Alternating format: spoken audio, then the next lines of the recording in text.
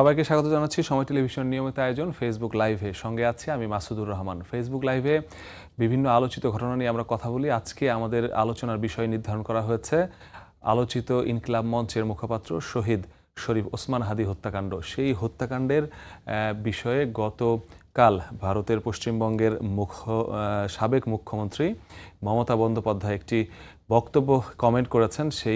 সেটি নিয়েই আসলে তোলপাড় শুরু হয়েছে। তিনি ইঙ্গিত করেছেন যে এই হাদী হত্যাকাণ্ডে বড় কেউ জড়িত, যেটির নাম এখনও সামনে আসেনি। তিনি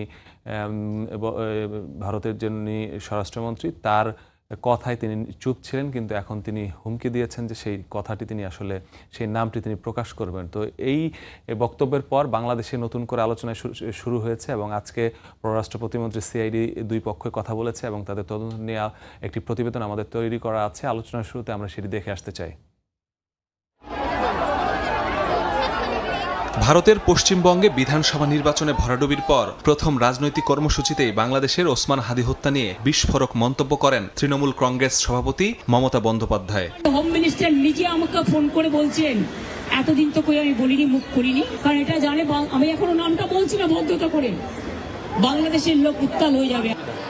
মমতা বন্দ্যোপাধ্যায়ের এই বক্তব্যের পর আবারও আলোচনায় বাংলাদেশের ইনকিলাব মঞ্চের মুখপাত্র শহীদ শরীফ ওসমান হাদীর হত্যাকাণ্ড।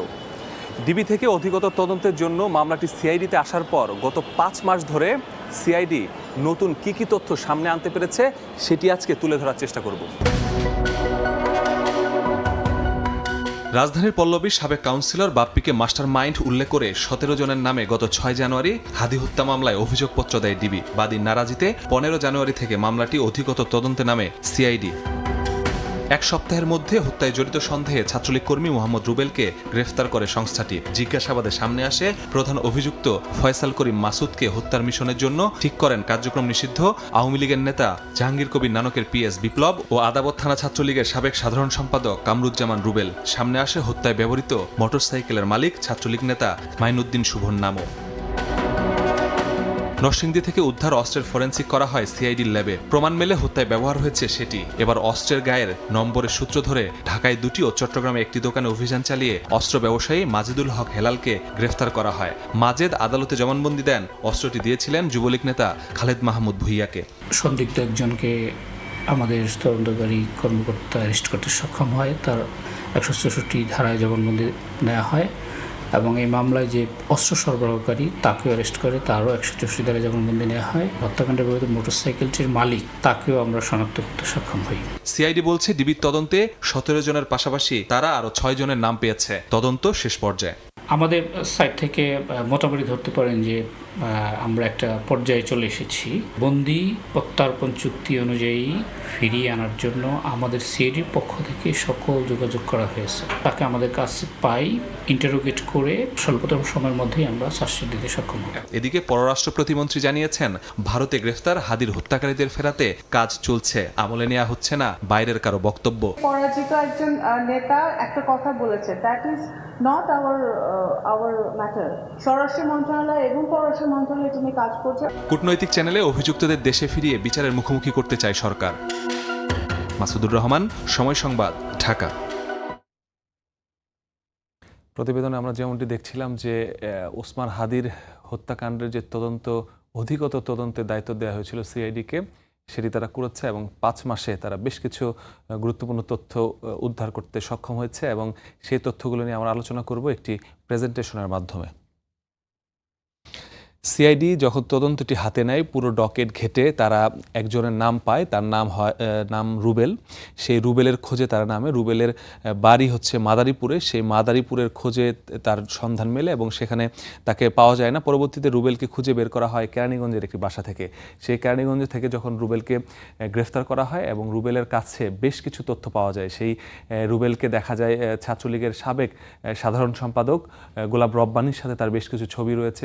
এছাড়াও ছাত্রলীগের বিভিন্ন নেতাকর্মীর সাথে তার ছবি রয়েছে এবং সে নিজেও স্বীকার করে যে সে নিজে ছাত্রলীগের রাজনীতি করে এবং সে আসলে এই হত্যাকাণ্ডে সম্পর্কে সে জানে এবং এই হত্যাকাণ্ডে যখন মিটিং হয় সেই মিটিংটি সম্পর্কে তারা জানে যে এই মিটিংটি কোথায় হয়েছিল এবং কারা এই হত্যা ঘটনায় কারা কিভাবে আসলে এই যে এই ঘটনায় জড়িত ছিল এবং সেটি সে জানায় এবং সিআইডিকে সে বলে যে এই যে বৈঠকটি হয় এবং সেই বৈঠকে রুবেল জানতে পারে যে মাসুদুর রহমান বিপ্লব, যিনি কিনা আওয়ামী লীগের সাবেক প্রভাবশালী মন্ত্রী জাহাঙ্গীর কবির নানকের পিএস মাসুদুর রহমান বিপ্লব, সেই মাসুদুর রহমান বিপ্লব এবং আদাবর থানা ছাত্রলীগের সাবেক সাধারণ সম্পাদক কামরুজ্জামান রুবেল, এই দুইজন মূলত এই যে হাদিকে হত্যা করতে হবে এবং হত্যার জন্য কাকে নির্ধারণ করতে হবে, কে পারবে, এই বিষয়টি যখন মাথায় আসে তখন এরা দুইজন ফয়সালের নাম সামনে আনে এবং ফয়সালকে হত্যা করার জন্য যেভাবে ট্রেন আপ করা দরকার সেই বিষয়গুলো এই দুইজনই আসলে নির্ধারণ করে। এই কথাটি রুবেল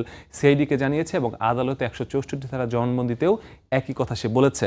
পাশাপাশি হত্যায় যে মোটরসাইকেল উদ্ধার হয়েছিল, ব্যবহার হয়েছিল, সেই মোটরসাইকেলটি উদ্ধার করেছে পুলিশ এবং সেটি ফয়সালের বোনের বাসার যে গ্যারেজ, সেই গ্যারেজ থেকে উদ্ধার করা হয়েছে এবং সেই গ্যারেজে নম্বর প্লেটটি একটি ম্যানহোলের ভেতর ছিল, সেটি উদ্ধার করা হয়েছে। প্রথমে এটির মালিক নিয়ে একটি ধোঁয়াশা হয়েছিল, অপর একজন বাইকারকে গ্রেফতার করা হয় যার নামে মালিকানা ট্রান্সফার জটিলতায়।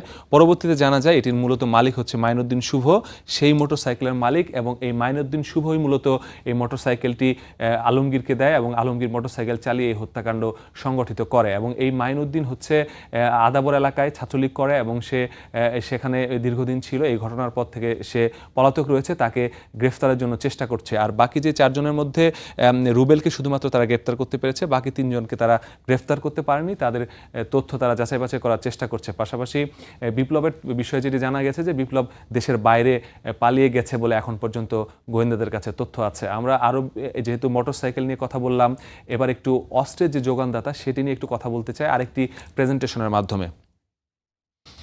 এই যে অস্ত্র, এই হাদি হত্যায় বেশ কিছু অস্ত্র উদ্ধার হয়েছিল। প্রথমে হাদির যে বোনের বাসা, সেই বোনের বাসা থেকে অস্ত্র কিছু গুলি উদ্ধার হয় এবং একটি ব্যাগ থেকে গুলি উদ্ধার হয় এবং পরবর্তীতে জানতে পারে যে হাদির হত্যায় যারা যে অস্ত্রটি ব্যবহার করা হয়েছে সেটি নরসিংদীতে নিয়ে গিয়েছে গায়েব করে দেওয়ার জন্য এবং সেখানে একটি খালে উদ্ধার অভিযান চালিয়ে সেখান থেকে অস্ত্র উদ্ধার করা হয়। যেই অস্ত্রগুলো উদ্ধার করা হয় সেই অস্ত্রের মধ্যে একটি অস্ত্রের ফরেন্সিকের মাধ্যমে প্রমাণ পাওয়া যায় যেটি দিয়ে আসলে হাদিকে গুলি করা হয়েছে এবং সেই অস্ত্রের নম্বর পাওয়া যায় সেই অস্ত্রের ভেতরে এবং সেটি তুরস্কের একটি পিস্তল।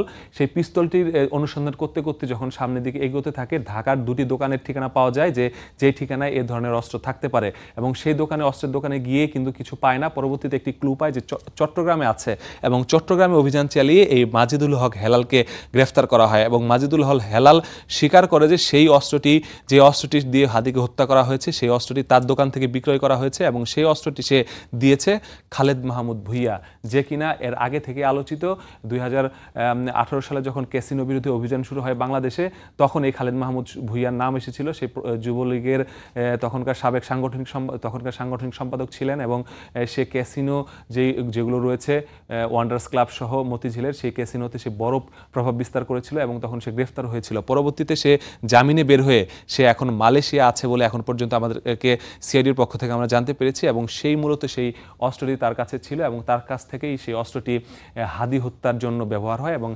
ফয়সাল পর্যন্ত পৌঁছায়। তো এই যে তাদের যে অস্ত্রের যোগানদাতা, মোটরসাইকেলের যোগানদাতা, এই বিষয়গুলো কিন্তু তারা ইতোমধ্যে কার্যক্রম এগিয়ে নিয়েছে এবং এদের নাম পেয়েছে এবং যাদেরকে তারা গ্রেফতার করতে পেরেছে, 2 জনকে তারা গ্রেফতার করেছে। 2 জনই আদালতে 164 ধারা জবানবন্দিতে সেটি স্বীকার করেছে এবং তারা বলেছে যে তারা আসলে এদের মাধ্যমেই এই অস্ত্রটি এসেছে। তো এর বাইরে আরও যে বিষয়গুলো সামনে এসেছে যে এই যে হাদি হত্যার ঘটনায় যে আরও 6 জন সামনে আসলো, এটি নিয়ে এই হত্যায় এর আগে ডিবি যেই অভিযোগপত্র দিয়েছিল সেই অভিযোগপত্র সে আদালতে দেওয়ার পর সেখানে 17 জনের নাম উল্লেখ করা হয়েছিল এবং সেই 17 জন এবং এই 6 জন এখন মূলত 23 জনের একটি সম্পৃক্ততার কথা সিআইডির মাধ্যমে আজকে আমরা জানতে পারলাম যে হাদি হত্যায় এখন পর্যন্ত 23 জনের নাম তারা জানতে পেরেছে। এর বাইরে যেহেতু এই বিষয়টি আলোচনায় এসেছে বাইরের একটি বক্তব্যকে ঘিরে, মমতা বন্দ্যোপাধ্যায়ের সেই বক্তব্যের সাথে যাদের তিনি ইঙ্গিত করেছেন ভারতের কেউ জড়িত কিনা, সেই বিষয়টির বিষয়ে আমরা আজকে সিআইডির সাথে কথা বলেছি এবং সিআইডি যেটি জানিয়েছে যে এখন পর্যন্ত আসলে তারা সেরকম কোনো সম্পৃক্ত তারা এখনও পায়নি বিদেশের কারো, তবে তারা এখন পর্যন্ত এটি দেশে যারা ছিল তারাই, দেশের যারা বিভিন্ন রাজনৈতিক ব্যক্তিত্ব তারাই আসলে এই হত্যাকাণ্ডের সাথে সম্পৃক্ত এবং বেশিরভাগই কার্যক্রম পরিষদে আওয়ামী লীগের রাজনীতির সাথে জড়িত, যাদের মধ্যে অনেকেই এই হত্যাকাণ্ড বিদেশে বসে সম্পন্ন করেছে, আবার অনেকে বাংলাদেশে বসে সেটি সম্পন্ন করেছে। এই যে তাদের যে সম্পৃক্ততা এবং তারা যেভাবে হত্যার মিশনটি বাস্তবায়ন করেছে এবং যেভাবে পালিয়ে যেতে সহযোগিতা করেছে, অস্ত্রটি গায়েব করার চেষ্টা করা হয়েছে, যে মোটরসাইকেলের নাম্বার প্লেট, ভুয়া নাম্বার প্লেট ব্যবহার করে তারা হত্যার মিশনে অংশগ্রহণ করেছে, পরবর্তীতে নম্বর প্লেটটি ম্যানহোলে ফেলে দিয়ে সেটাকে ঢেকে ফেলার চেষ্টা করা হয়েছে। তো সার্বিকভাবে নানা ধরনের যেই পরিকল্পনা সেটি কিন্তু হয়েছে, এবং হওয়ার পরবর্তীতে যেটি হয়েছে যে এই ঘটনায় বারবার বিভিন্ন ধরনের তথ্য সামনে এসেছে, কিন্তু এখন পর্যন্ত গোয়েন্দাদের কাছে, সিআইডির কাছে যে বিষয়টা এসেছে, এই হত্যাকাণ্ডের মাস্টারমাইন্ড হিসেবে পল্লবীর সাবেক কাউন্সিলর এবং উত্তরের নেতা বাপ্পির নামে এসেছে, এবং বাপ্পি ভারতে পালিয়ে আছে বলে এখন পর্যন্ত তারা জেনেছে। এছাড়াও আরও বেশ কিছু নাম এসেছে যেগুলো তারা এখন পর্যন্ত আইডেন্টিফাই করতে পারেনি, এবং তারা চেষ্টা করছে যে এই মুহূর্তে যে অবস্থাটি রয়েছে মামলার, এই মামলায় তাদের যে ঢাকার যে তদন্ত সেটি অনেকটাই সম্পন্ন হয়েছে, এবং শুধুমাত্র যদি ফয়সালকে বিদেশ থেকে ফেরানো যায়, ভারত থেকে ফেরানো গেলে, তাহলে তাকে মুখোমুখি জিজ্ঞাসাবাদ করে তার কাছ থেকে মূলত আরও বাকি যাদের নাম আছে বা যাদের নাম এখন পর্যন্ত এসেছে তাদের যেই সম্পৃক্ততা সেটি আরও বেশি যাচাই বাছাই করা যাবে। এই কারণে আসলে তদন্তকারীরা এখন অপেক্ষা করছে যে কখন আসলে ফয়সালকে ফেরানো যাবে। আজকে পররাষ্ট্র প্রতিমন্ত্রী বলেছেন যে তারা চেষ্টা করছেন দ্রুততম সময়ের মধ্যে, যেহেতু বন্দি প্রত্যার্পণ চুক্তি আছে ভারতের সাথে, সেই চুক্তির অনুযায়ী তাকে ফিরিয়ে দেওয়ার জন্য যে প্রক্রিয়াটি করতে হয় সেটি তারা করছে, এবং সেটির যে কাগজপত্র সাবমিট করতে হয়, সিআইডি সেই কাগজপত্র পুলিশ সদর দপ্তরে সাবমিট করেছিল, সেটি স্বরাষ্ট্র মন্ত্রণালয় হয়ে পররাষ্ট্র মন্ত্রণালয় এবং পররাষ্ট্র মন্ত্রণালয় হয়ে ভারতে পৌঁছেছে, এবং ভারতের পক্ষ থেকে এখন পর্যন্ত আনুষ্ঠানিক কোনো বক্তব্য পাওয়া যায়নি। অর্থাৎ ভারতের পক্ষ থেকে কোনো সাড়া পাওয়া গেলে ফয়সালকে দেশে ফেরালেই মূলত এই মামলার পুরোপুরিভাবে নিষ্পত্তি হবে বলে এখন পর্যন্ত তদন্তকারী আমাদেরকে জানিয়েছে। তো আজকে আমরা এই আলোচিত হত্যাকাণ্ড নিয়ে আমরা কথা বললাম। সামনে আরও নতুন কোনো তথ্য নিয়ে আপনাদের সামনে অবশ্যই হাজির হবে। ততক্ষণের জন্য সঙ্গে থাকুন সময়ের।